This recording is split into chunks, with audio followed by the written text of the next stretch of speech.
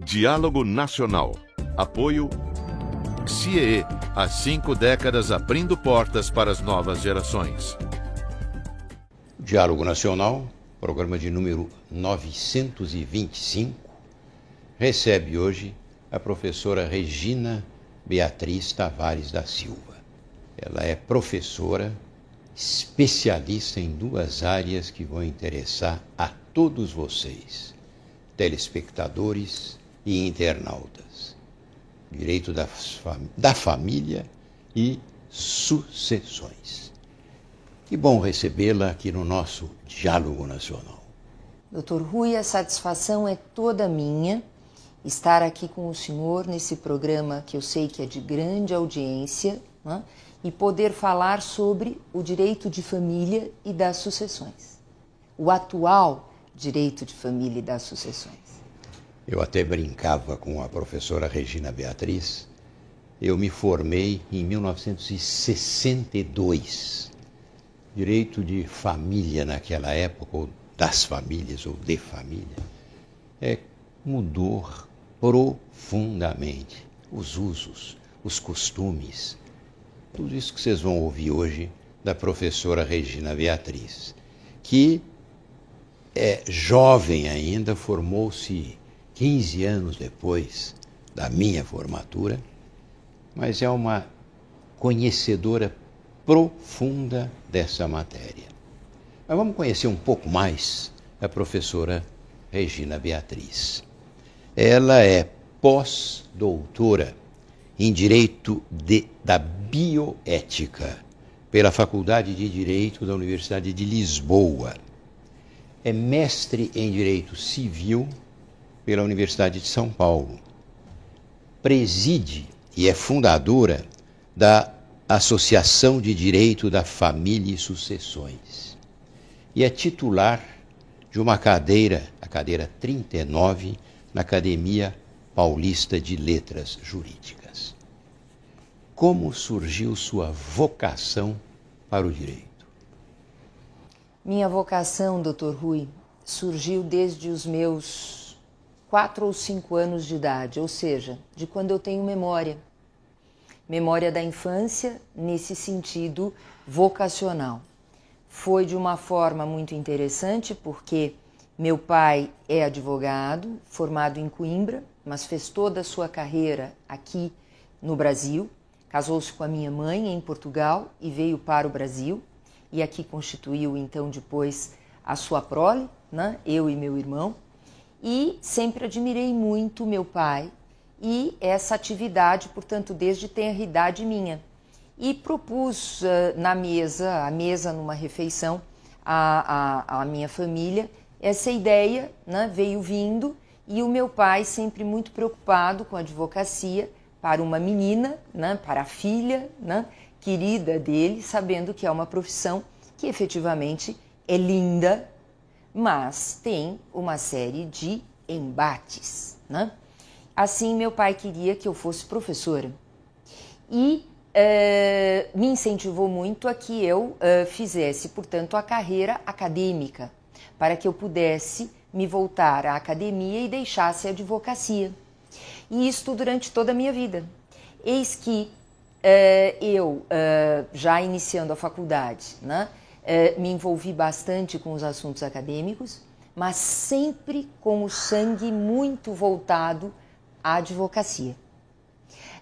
Foi muito importante este incentivo de meu pai, porque consegui fazer um casamento entre a advocacia e a academia, desenvolvi as 2 carreiras e dessa forma eu agradeço ao papai este empenho que ele fez para que eu deixasse a advocacia e me voltasse somente à academia, porque desta forma eu consegui reunir essas 2 atividades em toda a minha vida desde que me formei em 1979. Comecei a advogar e também a lecionar em 1980.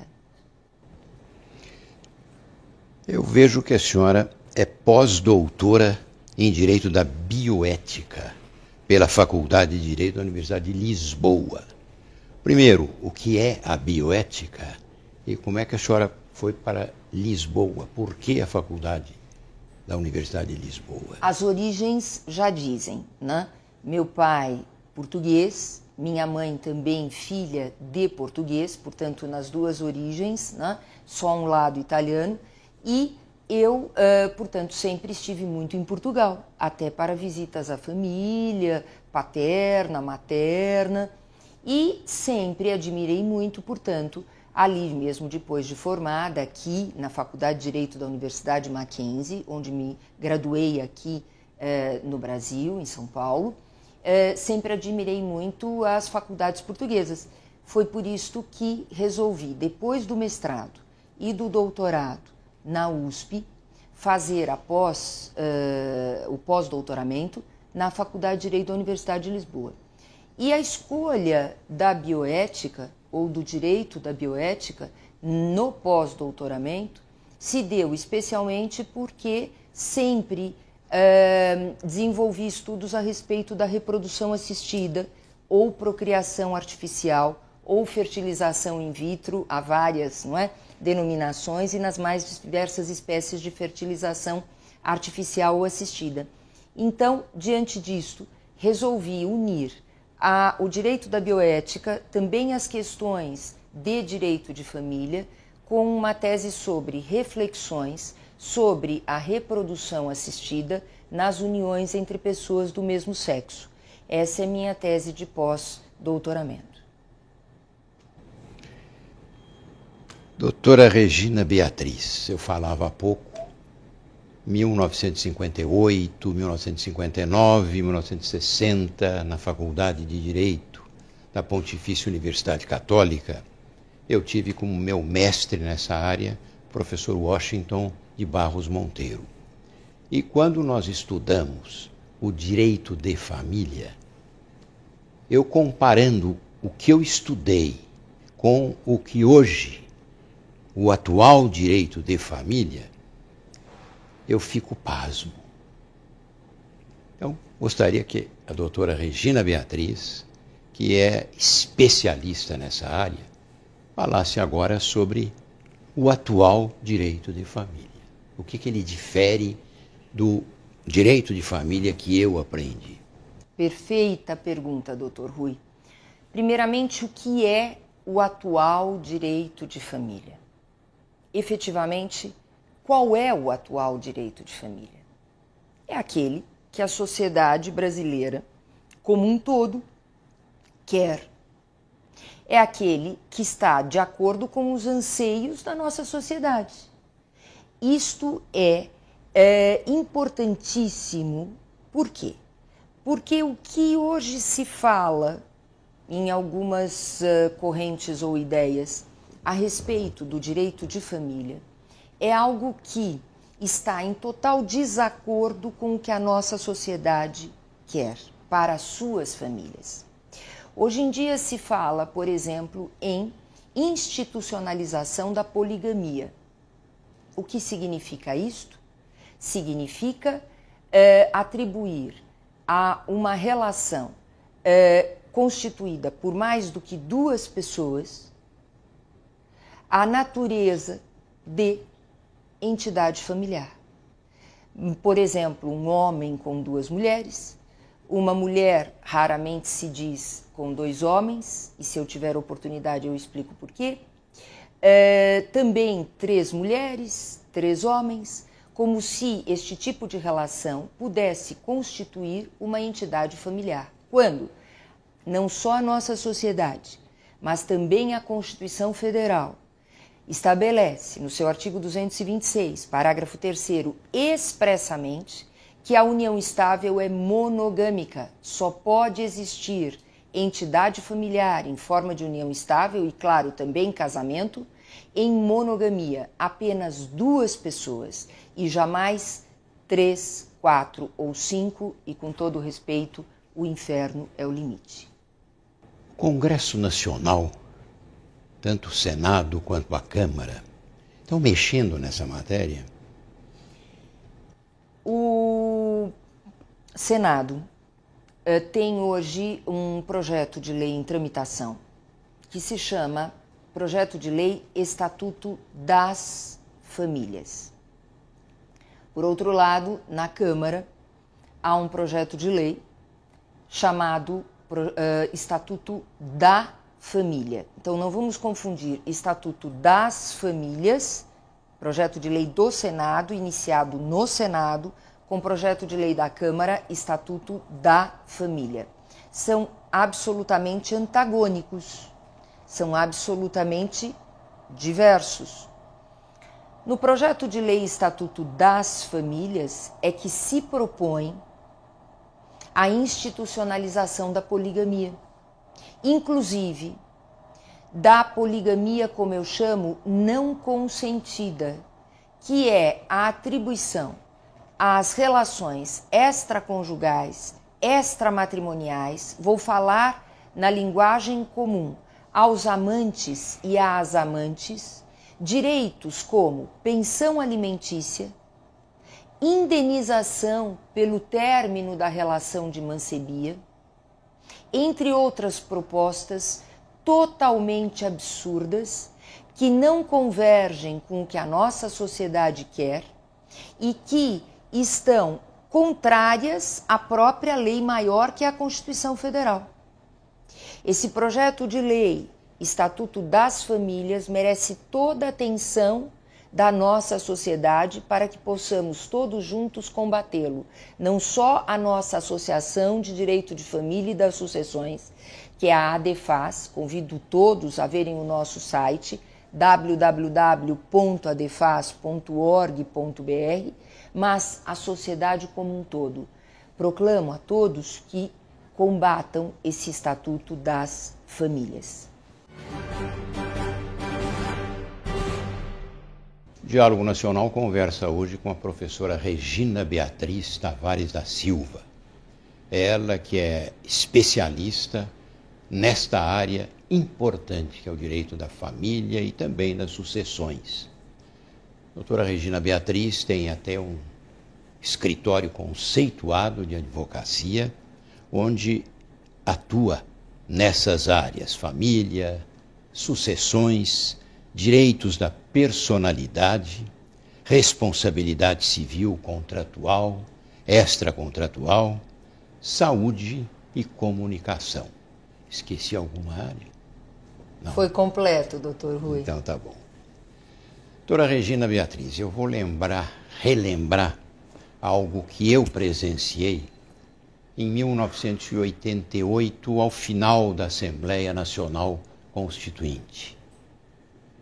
O então senador Paulo Brossard, que não se conformava com a miscelânea que foi a Constituinte e, consequentemente, a Constituição de 88, em relação ao direito de família, o senador Paulo Brossard, de saudosa memória, dizia: a Constituição de 88 pode tudo o que quer, mas não poderá transformar o homem em mulher. Ele tinha razão. Eu acredito muito nessa Constituição Federal, no que se refere à parte das normas de tutela da família. Nas normas que tutelam a família, a Constituição acertou e estabeleceu que as entidades familiares são formadas pelo casamento civil, pela união estável, que é aquela união de fato, que não tem a certidão de casamento, não tem proclamas, não tem todo aquele preparo, não há uma celebração oficial, mas que no plano dos fatos forma uma entidade familiar, e também as relações entre pai e filho, mãe e filho, nas chamadas famílias monoparentais. Essa tutela é muito importante, mas eu volto aqui, doutora, a insistir nessa questão de que falávamos antes, de que tanto no casamento como na união estável, as relações são monogâmicas. Estas escrituras públicas que estão sendo lavradas, conforme noticiado, inclusive pela Folha de São Paulo recentemente, com declarações de 2 tabeliãs de notas, que dizem que já lavraram várias escrituras de relações poligâmicas, ou seja, de um homem com 2 mulheres, de 3 mulheres, a declaração inclusive de uma tabeliã aqui do interior de São Paulo, que teria lavrado uma escritura com 5 pessoas em forma de união estável, como se estas pessoas pudessem constituir uma família. Isto é que é absurdo, porque contraria o que a própria Constituição diz, que expressamente atribui à união estável a natureza monogâmica de 2 pessoas. E aí, exatamente respondendo à sua pergunta, o Supremo Tribunal Federal, já faz uns anos, em interpretação do disposto no Código Civil sobre a união estável, segundo a Constituição, união estável é aquela relação formada por um homem e por uma mulher, expressamente é o que diz o texto constitucional. O Código Civil, que é a legislação infraconstitucional, aprovado em 2002 e que entrou em vigor em janeiro de 2003, repetiu a norma. Um homem e uma mulher. Um homem e uma mulher. No entanto, o Supremo Tribunal Federal, já faz uns anos, houve por bem interpretar este artigo do Código Civil e expressar o pensamento do Supremo no sentido de que essas uniões estáveis podem ser constituídas também por 2 homens ou por 2 mulheres. O Supremo Tribunal Federal, ao assim decidir, em todos os votos, em especial nos votos do ministro Lewandowski, do ministro César Peluso e do ministro Gilmar Mendes, porque um acórdão não se faz só com o voto do relator. Um acórdão, quando há expressão de votos dos demais membros da turma julgadora, se faz pela expressão de todos os votos. E especialmente nos votos destes 3 ministros que citei, está explícita a posição do Supremo Tribunal Federal que, mesmo nas relações entre pessoas do mesmo sexo, impera a monogamia e não a poligamia, de modo que não há nenhum suporte neste acórdão do Supremo Tribunal Federal para estas escrituras públicas que, lastimavelmente e contrariamente ao que dita a nossa Constituição Federal, estão sendo lavradas. Estes tabeliãs de notas, no caso são 2 mulheres, tabeliãs de notas, por isso que eu falo estas 2 tabeliãs de notas que declararam estarem lavrando essas escrituras e que sabemos que lavraram estas escrituras, estão descumprindo a Constituição Federal. Então, dentro disso, doutor, o que temos hoje no nosso ordenamento jurídico? Nós temos a possibilidade de constituição da união estável somente entre 2 pessoas, sejam homem, mulher, sejam 2 homens e 2 mulheres. Eu não vou ingressar aqui na análise deste acórdão do Supremo, em saber se poderia ou não modificar o texto constitucional que expressamente fala na união estável heterossexual, homem e mulher. Eu quero aqui dizer o seguinte, dizer que esta poligamia é efetivamente o pior que se pode imaginar no direito de família brasileiro. E não é só por força da Constituição, Dr. Rui. É também em razão de estudos que são feitos, inclusive internacionalmente. Há um estudo importantíssimo, entre outros, que diz que a poligamia, que é adotada na maior parte do continente africano, que é adotada em alguns países da Ásia, porque no restante de todos os nossos continentes, né, de todos os outros países, portanto, Brasil e, portanto, toda a América, né, Europa, a maior parte da Ásia, temos a monogamia. Com base em estatísticas, em estudos profundos, este estudo diz que, depois se quiser, inclusive forneço a fonte, que a poligamia aumenta a criminalidade quando ela é adotada em países como os países africanos, repito, e alguns poucos da Ásia, aumenta a violência doméstica, aumenta a mortalidade, inclusive infantil, e diminui o IDH, diminui o Índice de Desenvolvimento Humano. É muito importante que tenhamos os olhos para isto, é muito importante que a nossa sociedade perceba que poligamia não é algo a almejar no nosso direito de família. Nós temos que manter a monogamia como princípio estruturante do casamento e da união estável, em benefício dos membros da família e também em benefício da própria economia. Economicamente, poligamia dá prejuízo, falando numa linguagem muito singela. Então, isto tudo merece muita reflexão. E é claro que direitos de amantes, como pensão alimentícia, como comunhão de bens, como indenização, isto tudo, né, que é a tal da poligamia. Os previdenciários, né? Direitos previdenciários, doutor. Veja bem, nós temos 2 recursos de repercussão geral no Supremo Tribunal Federal. E nesses 2 recursos, que ainda não foram julgados e que esperamos que o Supremo Tribunal Federal analise muito bem estes 2 recursos, se propõe se discute se caberia a atribuição de direito previdenciário para a amante, para o amante. Direito previdenciário é, obviamente, um direito que está atrelado, nestes aspectos, ao direito de família. E é claro que está sujeito à Constituição Federal. Nós não podemos imaginar que o Supremo Tribunal Federal venha a consolidar um pensamento de que amantes concorrem com viúvas na atribuição de direitos previdenciários, nos benefícios previdenciários, na pensão por morte do marido, uma viúva ter que dividir esta pensão previdenciária com aquela que foi a amante do seu marido. Isto é gravíssimo. Isto implica na destruição de todas as bases, de todos os princípios estruturantes da família.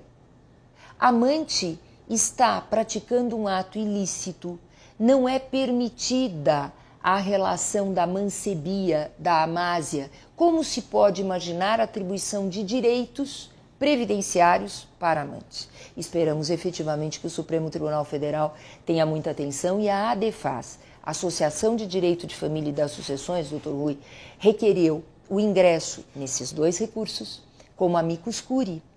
E ali, nesses 2 requerimentos, trazemos todos os fundamentos para que o Supremo Tribunal Federal se posicione em benefício e em proteção da viúva e que não atribua direitos previdenciários na relação extraconjugal, ou seja, às amantes. É hora de chamarmos o Alexandre Altenfelder para nos dar a boa notícia desta semana.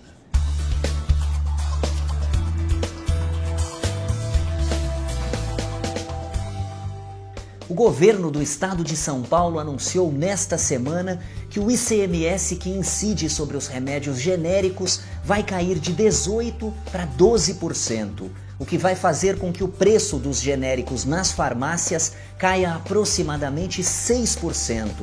Trabalhar a alíquota do ICMS de forma inteligente é muito importante para a vida dos cidadãos brasileiros. No final de 2015, por exemplo, o ICMS que incide sobre o cigarro aumentou de 25% para 30%. O mesmo caminho teve o ICMS que incide sobre as bebidas alcoólicas. Agora, notícia positiva com o ICMS dos remédios genéricos caindo. E por isso, essa merece ser a boa notícia desta semana do Diálogo Nacional. Semana que vem eu volto selecionando mais uma boa notícia para elevar a sua e a nossa autoestima. Portanto, fique ligado e até lá!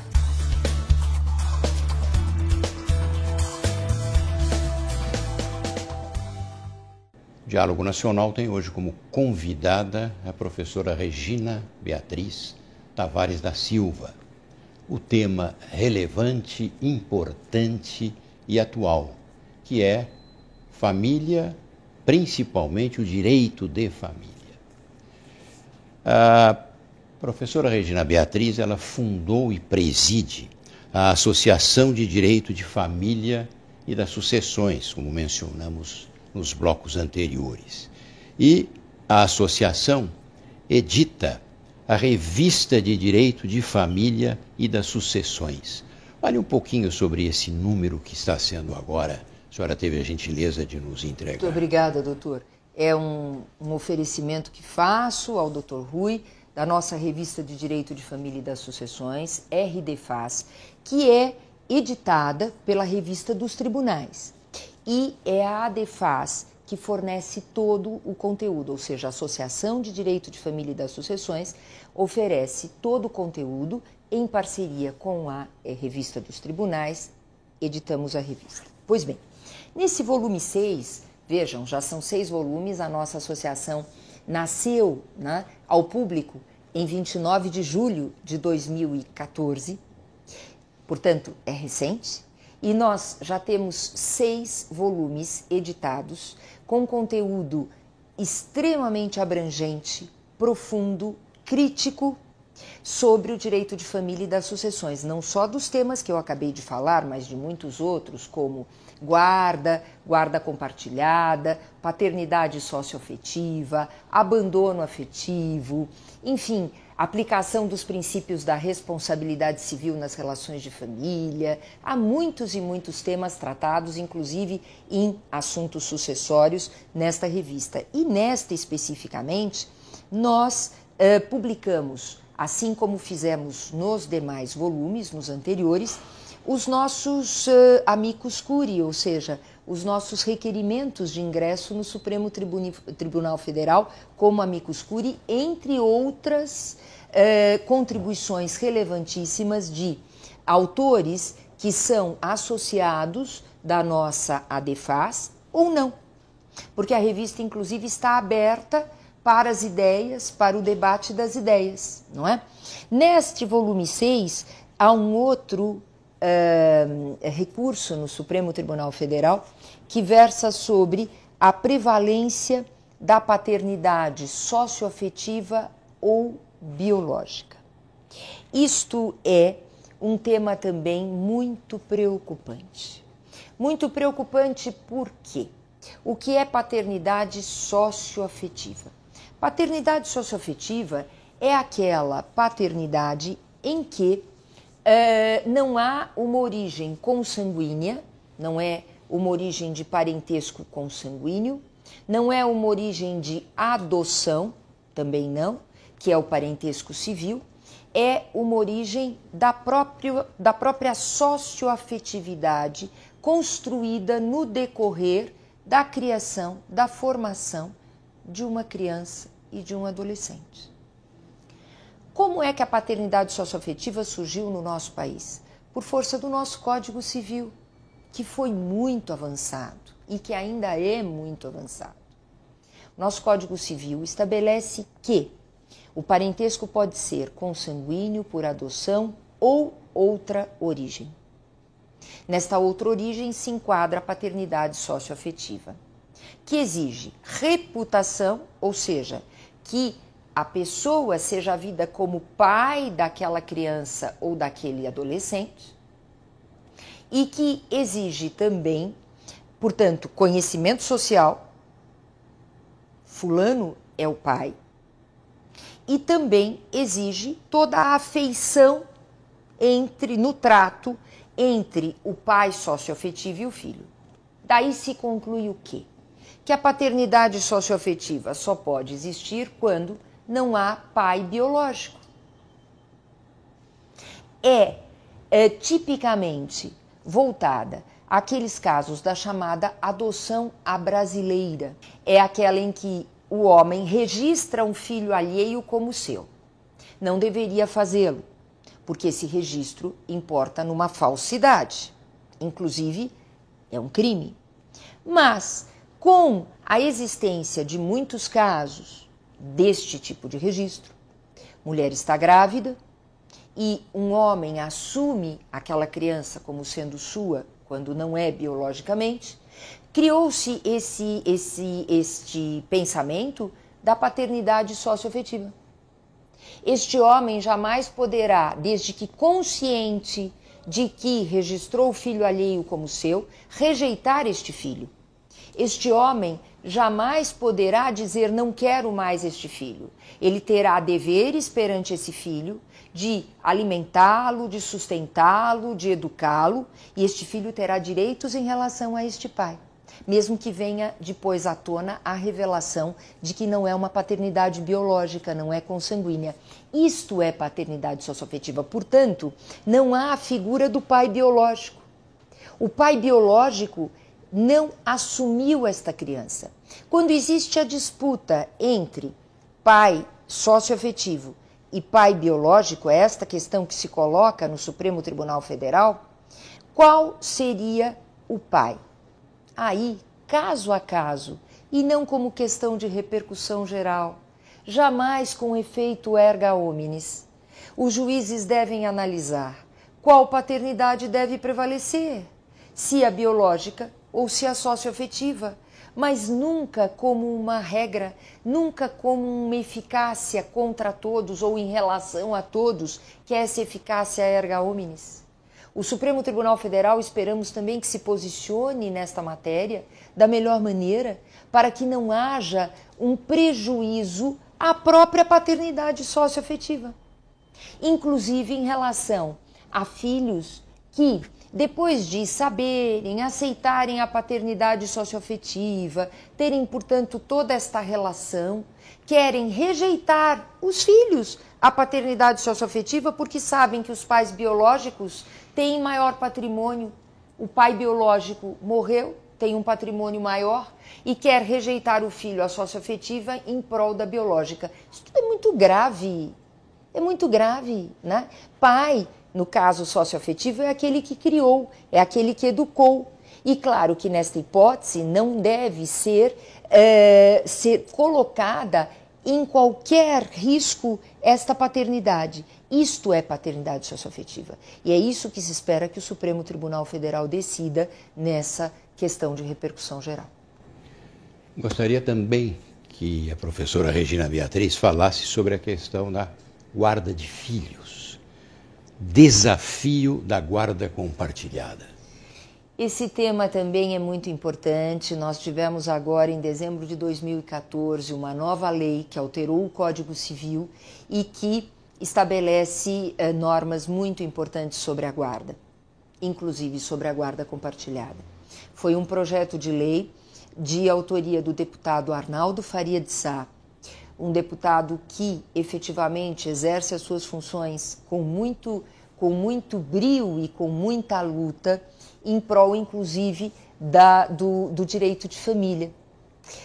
O deputado me procurou, inclusive para que eu pudesse auxiliar um pouco na redação desse projeto. Fiz ali algumas sugestões, nem tudo alcancei em termos de sugestões, inclusive redacionais, mas, em suma, o projeto realmente é relevante, já que agora temos a possibilidade de fixação da chamada guarda compartilhada, independentemente do acordo. Explico. Em 2008, o Código Civil foi modificado por uma outra lei, segundo a qual a guarda compartilhada seria estabelecida sempre que possível. Esta era a expressão legal, sempre que possível.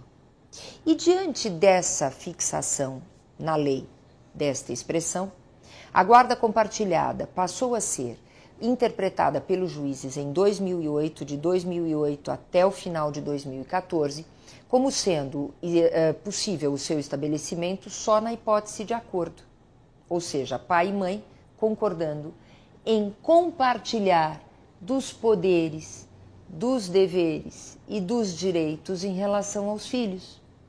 Com este projeto de lei de autoria do deputado Arnaldo Faria de Sá, que entrou em vigor em dezembro de 2014, a redação é: mesmo quando não houver acordo, a guarda compartilhada poderá ser estabelecida desde que haja aptidão do pai e da mãe. Portanto, num conflito judicial, num processo judicial de disputa de guarda, o juiz pode fixar a guarda compartilhada. Mas depende do preenchimento, Dr. Rui, deste requisito fundamental, que é a aptidão. O que é aptidão? É a reunião de condições morais, educacionais e também de afinidade e afetividade com o filho para o compartilhamento da guarda. E que não importa em divisão igualitária do tempo de convivência. A guarda compartilhada, ela é fixada independentemente da divisão do tempo de convivência do filho com a mãe e o pai. O filho pode continuar a ter mais tempo com a mãe, por força inclusive das atividades, que a mãe pode ter mais disponibilidade de tempo do que o pai, mas o pai pode ter a guarda compartilhada, porque ele estará, assim, decidindo sobre a educação juntamente com a mãe, qual será a escola do filho, qual será a atividade extracurricular deste filho, quais serão os tratamentos de saúde que este filho poderá receber, qual será a formação desta criança. Isto é guarda compartilhada. Portanto, há uma confusão, por vezes, neste instituto da guarda compartilhada, em que alguns dizem pai e mãe têm divisão de tempo, é o filho mochilinha, é o filho que passa da casa do pai para a casa da mãe em dias alternados. Não é nada disto. A lei diz da guarda compartilhada em divisão equilibrada. O que significa divisão equilibrada? Significa divisão adequada às condições da mãe e do pai, inclusive temporais, em matéria de tempo, de disponibilidade de tempo. E na guarda compartilhada, uma outra visão distorcida desta lei, que precisa ser esclarecida, continua a existir pensão alimentícia. O genitor que tem condições, seja o pai ou seja a mãe, de sustentar os filhos, o fará, independentemente da guarda compartilhada. Porque guarda compartilhada não é divisão de obrigação de sustento. Guarda compartilhada é compartilhamento da educação do filho, dos poderes na escolha, repito, da escola, dos tratamentos de saúde, etc. Então, pensão alimentícia se mantém sob a égide desta nova lei da guarda compartilhada. E, obviamente, sempre lembrando da aptidão. Não são todos os pais, assim como não são todas as mães, que podem ter a guarda de filhos. É preciso verificar se tem essas condições morais, educacionais, de afinidade e afetividade, para poderem exercer a guarda compartilhada, que efetivamente, quando é possível, é a melhor solução. Indiscutivelmente, quando possível, aspas, mesmo na hipótese de desacordo, mas quando há aptidão, é a melhor opção. A professora Regina Beatriz Tavares da Silva é hoje a convidada do programa 925 do Diálogo Nacional. Eu começo aqui esse último bloco. A professora nos trouxe aqui o segundo volume, do curso de Direito Civil. Trata exatamente do direito de família. Lembrando que o curso do professor Washington de Barros Monteiro, sem dúvida, um dos maiores juristas que o Brasil já teve, e a professora Regina Beatriz Tavares da Silva foi quem organizou este volume. Conta um pouquinho da história deste volume. Olhe, doutor Rui, tem efetivamente uma história, porque há muitas edições, nós estamos indo para a 43ª edição deste curso de Direito Civil, que foi escrito pelo professor Washington de Barros Monteiro. Há muitas edições, lá nos idos de 2002, 2003, eu fui convidada para atualizar a obra do professor Washington. Exatamente no Direito de Família, neste volume 2, e também no volume da Responsabilidade Civil, que trata da responsabilidade civil, que é outra área de atuação nossa, também acadêmica e advocatícia. E, nessa ocasião, a Ana Cristina, que é a filha do professor Washington, me convidou para atualizar o curso como um todo, e eu disse a ela, não tenho a menor condição de fazê-lo, tanto por falta de tempo, como porque minhas especialidades são em família, sucessões e responsabilidade civil. Assim, indiquei o professor Carlos Alberto Dabos Maluf para escrever a respeito de direito das coisas, de obrigações, de contratos, e a professora Maria Cristina assumiu a parte referente às sucessões e a parte geral. Então, formamos um grupo para atualizar o curso de Direito Civil. No Direito de Família, a atualização foi sendo feita em várias edições e vendo que Ana Cristina, percebendo que eu estava realmente já com uma atualização, com um número, né, de informações muito relevante, me convidou honrosamente para mim, para que eu fosse coautora do professor Washington.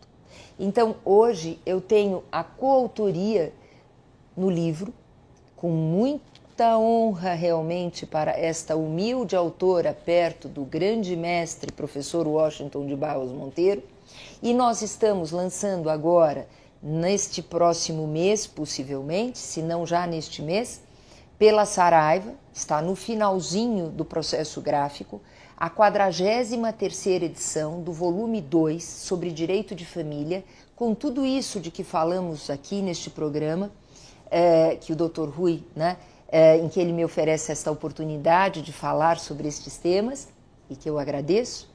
E teremos, portanto, aí um livro devidamente atualizado a tudo que diz respeito ao direito de família. Então, convido todos à leitura dessa nossa futura 43ª edição, Curso de Direito Civil, Washington de Barros Monteiro e Regina Beatriz Tavares da Silva, publicado e editado pela Saraiva. Muito bom. Professora, vamos agora focar a questão da afetividade e a responsabilidade nas relações de família. Muito bem. Relevante foco de fecho, não é? Porque este é o grande tema. Devemos ter como princípio basilar no direito de família e, portanto, também no direito das sucessões, a afetividade, que é sentimento, que é subjetiva, que não é palpável, que não é um elemento que se possa medir, mensurar, ou devemos pautar o direito de família pela responsabilidade nessas relações familiares.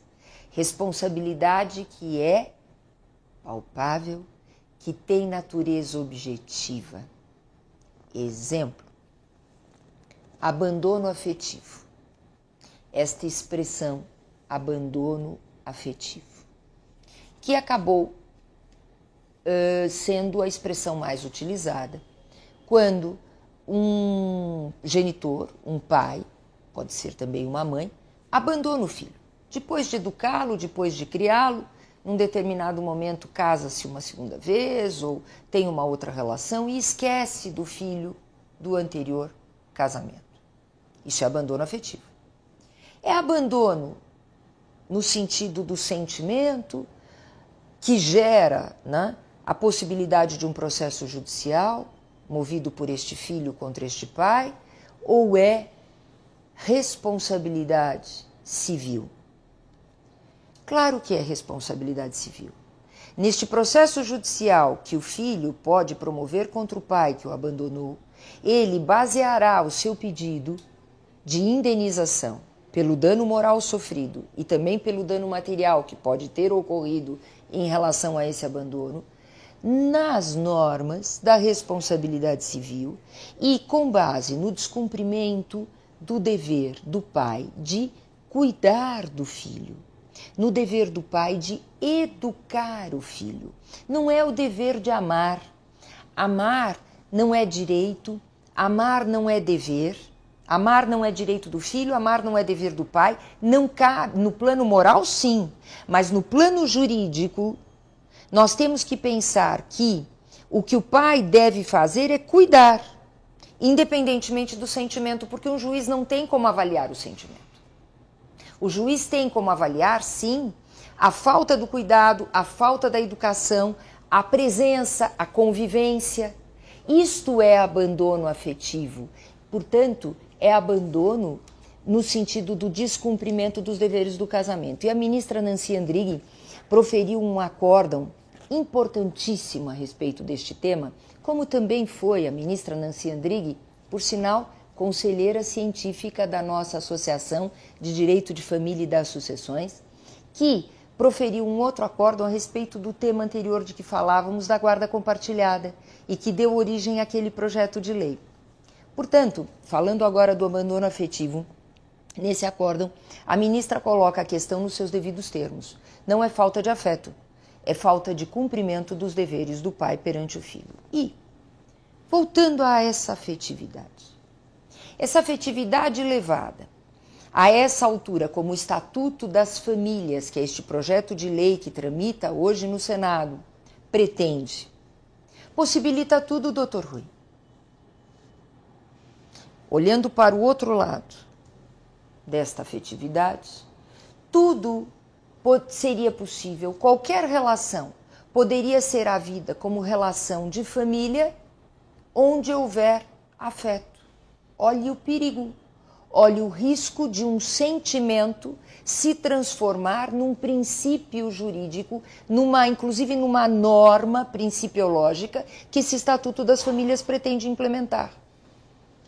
É muito perigoso pensar em afetividade como o maior princípio do direito de família. Assim nós teríamos as uniões poligâmicas, consentidas e não consentidas, por exemplo, institucionalizadas no direito brasileiro. Não podemos ter na afetividade, que é muito importante, sem dúvida nenhuma, que nas relações de família haja afeto, que haja sentimento, que haja amor, mas nós não podemos transportar para o direito de família esta ideia de afeto como um princípio geral que possibilite qualquer tipo de relação. Nós não podemos transportar esta ideia de afeto para o direito de família no sentido, inclusive, que eu falava agora há pouco, que a falta de sentimento de um pai por um filho pode gerar reparação de danos. O senhor imagine, qualquer filho poderia chegar, bater na porta do judiciário e dizer: meu pai não me ama, quero uma indenização. Não é isto? Meu pai não cuida de mim, meu pai não zela pelos meus interesses, meu pai não me educa, meu pai me deixou, me abandonou, eu procuro meu pai e meu pai não responde ao meu chamado. Meu pai nunca mais me procurou. Isto é abandono afetivo. É uma diferença que talvez seja difícil de compreender, né? Mas ela é imensa. E o Superior Tribunal de Justiça já reconheceu isto, porque nós temos no Superior Tribunal de Justiça, inclusive agora, sabe, doutor, enunciados que acabaram de ser publicados, que são de extrema relevância sobre a união estável. Os temas são muitos, então eu vou e volto para um ou outro tema, não é? Esses enunciados que vêm estabelecer, portanto, ali vários pensamentos a respeito do Superior Tribunal de Justiça a respeito da união estável. Dizem, por exemplo, que as uniões simultâneas, o que são uniões simultâneas? É uma outra expressão dada para a relação de mancebia, para a relação extraconjugal. As uniões simultâneas não geram efeitos de direito de família, de direito das sucessões e de direito previdenciário. Esses enunciados do Superior Tribunal de Justiça, eles vêm realmente trazer para o direito de família e para o direito sucessório a ideia de que não é o afeto, mesmo que haja afeto entre um homem casado ou uma mulher casada e o seu amante, não importa este afeto para o direito. Tanto que o STJ reconhece que as uniões simultâneas, as uniões paralelas, as uniões de mancebia dos amantes, das amantes, não geram efeitos jurídicos. Então, com este enunciado, o STJ deu um passo muito importante em prol da defesa e do cumprimento da norma constitucional que estabelece a monogamia como princípio basilar do casamento e da união estável. Este foi um programa Defesa da Família.